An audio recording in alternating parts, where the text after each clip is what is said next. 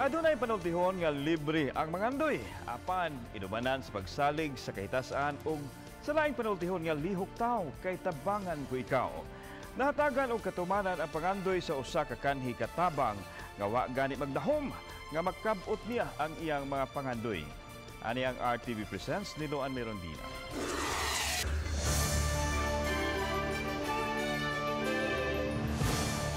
Abril 2017, akong na-interview kaniadto ang 17 anyos nga si Joan Opalya, ang Cebu Chapter President sa Sumapi, kung samahan at ugnayan ng mga manggagawang pantahanan ng Pilipinas.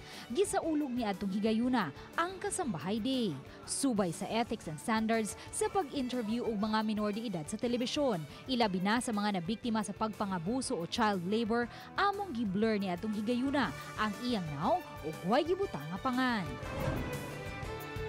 Fast forward 2018, kini na karon si Joan o Police Officer 1 Joan Opalya. Siya mismo ang miduol kanako atol sa among coverage sa Talisay City ug may pahinumdum nga ako siyang na-interview kaniadto isip usa ka kasambahay. Niadtong higayuna, baguhay lang siya nakagraduar sa high school, pinaagi sa abag siyang agawon nga mo'y may patungha kaniya. Human ni graduar sa high school, nanrabaho na siya sa mga dagkong mall ug mga factory. Apan wa mapaong ang tinguha niyang makalampo sa pagtungha. Busa dihang nadungog niya nga nanawat og mga working scholar ang usa ka dakong pribadong universidad sa Subo alang sa mga tinun-an sa criminology sa way pagduha-duha, mi-apply siya og nadawat. Sulod sa 4 ka tuig sa kolehiyo, consistent dean's lister siya bisan pa man sa sulirang pinansyal. Pag-eskwela na ako at eskwela ko niya ga-working po ko dito student guard. Nya nakagraduate ko bisag kalisod kayo kay 40 pesos ra mo allowance per day. Nya moro to iguon ako kada adlaw ang 40 pesos kay sayo pa da sila mama og tag 200 pesos ra man kada semana. Pagka Marso 2015, may graduar siya isip magna cum laude sa kursong criminology. Pag-graduate na ako, trabaho ko MEPSA.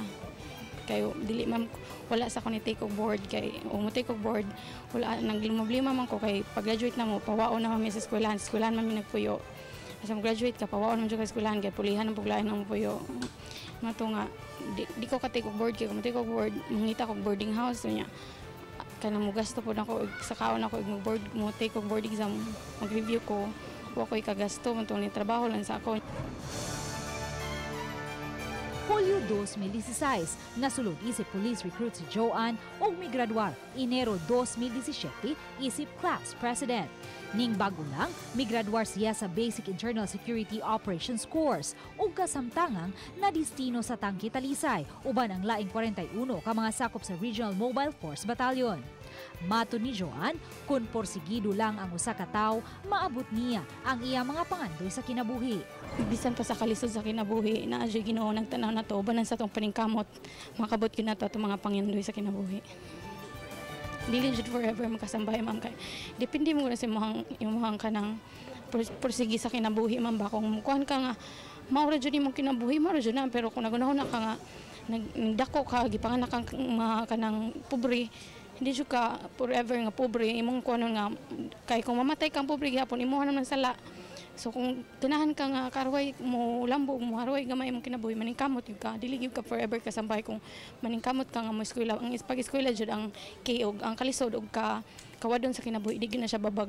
Ubos sa Republic Act 10361 o Batas Kasambahay, giprotehian ang katungod sa mga katabang o kasambahay ilabi na sa ilang mga claims and benefits. Apan sukad na enact ang balaod niadtong 2013, wala pa gihapon hipos nga figures sa gidaghanon sa mga kasambahay ang Doli Central Visayas. We are still coordinating with the local government units because under the law and under the implementing rules and regulations, ang local government units ang dunay tahas aron pag-rehistro sa tanang mga kasambahay within their respective jurisdiction. Hinuon, padayon ang gihimong awareness program sa Dole sa mga kasambahay pinaagi sa pagbisita sa mga subdivision matag sa ulog sa Kasambahay Day. So far as mga privileges ang atong kasambahay labi na og below 18 years old pa ang atong mga amo doon na sila responsibilidad to send kasambahay to primary schools. Labi na katuwa ang taong kahuman ng elementarya. Dili kalimod nga dako og natampo ang atong mga katabang sa atong tagsa-tagsa ka mga panimay. Busa ang ngayon lang nga ato silang hatagan sa saktong sweldo o mga benepisyo. Ako si Luan Merondina, og kini ang akong short docu.